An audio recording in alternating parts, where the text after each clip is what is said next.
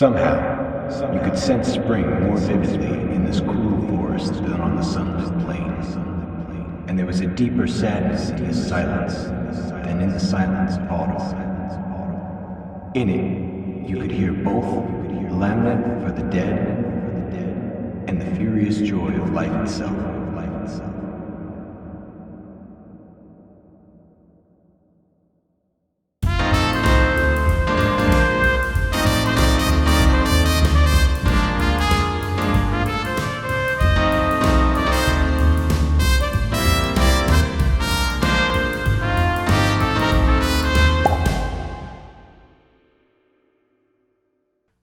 What's up, interwebs? I'm Connor, and this is Sorta Somme, the show about drinking alcohol and exploring it inside and out. And today we're talking beer. Not just any beer, we're talking about Life and Fate 5. So, Root and Branch is currently a nomadic brewery, meaning that they're kind of hopping around from brewery to brewery, just kind of brewing there. They are working on their own brewery in Lindenhurst on Long Island, New York. It is owned and operated by Anthony Source and Ryan Mabon, and they both have pretty incredible backgrounds. Anthony has a heavy background in beer, starting as a home brewer, moving on to 3 Years Brewing, Coney Island Brewing. He made his way into Long Island City Beer Project, and he's just had his hands in a lot of beer. And Ryan has had a really impressive culinary background working under 2 Michelin star chefs, and he had a heavy hand in making Le Pulo the best beer destination according to eater.com. Ryan was also named one of the top 40 tastemakers by Wine Enthusiast magazine back in 2017. This duo has really made a force in the New York brewing scene. They've been brewing at Great South Bay Brewery. They have brewed at Evil Twin Brewery in the city, where Anthony also works as a brewer there.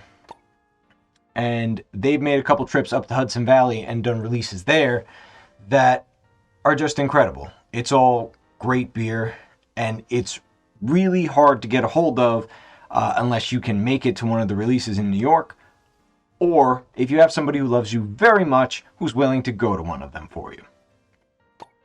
If you can get your hands on this beer, I absolutely recommend it. So let's talk about what Life and Fate actually is. So Life and Fate 5 is a multi-oat / wheat double IPA, and that's about all the information that they're giving you on their website. They have this whole really abstract approach to beer, from the art on their cans all the way to having very little information about what's going into the beer. Sometimes they'll give you a hint on if there's honey in it or sugars, and if there's lactose in it, they're going to tell you. But they really have this approach to beer that is very abstract, and seems to me like they're trying to create a very personal experience for everyone. So let's find out what I'm going to personally experience in Life and Fate 5. I guess it will determine both my life and my fate.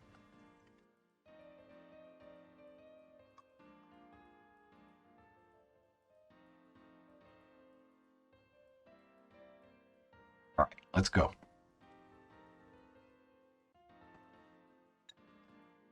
It has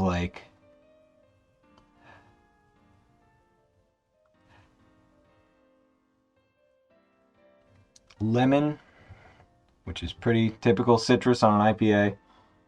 It's got this honey underneath it that's pretty floral. A little bit of vanilla. Pretty tropical.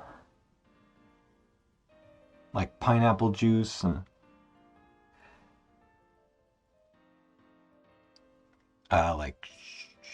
there's a marshmallow candy sweetness in there. Yeah, and that follows through on the flavor. The palate, it finishes with a pretty soft bitterness, but it's present, it's there, it's lingering around on the back of your tongue.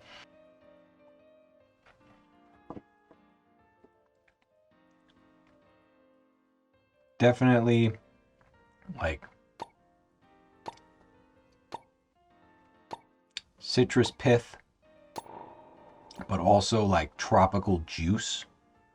So more of like, I'm getting more of a, like the white part of like the orange and a lemon, but more like the juice of like mango, pineapple.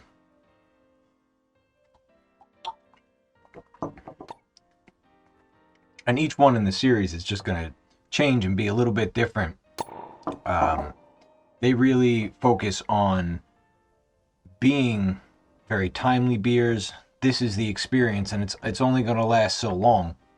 For anyone who doesn't know, IPAs like this can go bad real quick. If they're not stored properly, 3 months after canning, even if they are refrigerated, they can start tasting like stale honey and flower petals that's really perfumey, and all those other like juicy aspects of it kind of get dulled down, and it becomes a lot less fun.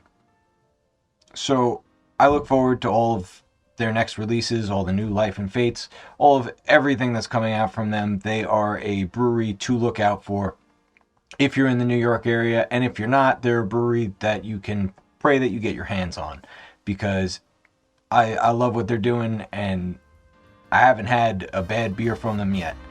So until next time, please drink responsibly, always recycle, and enjoy.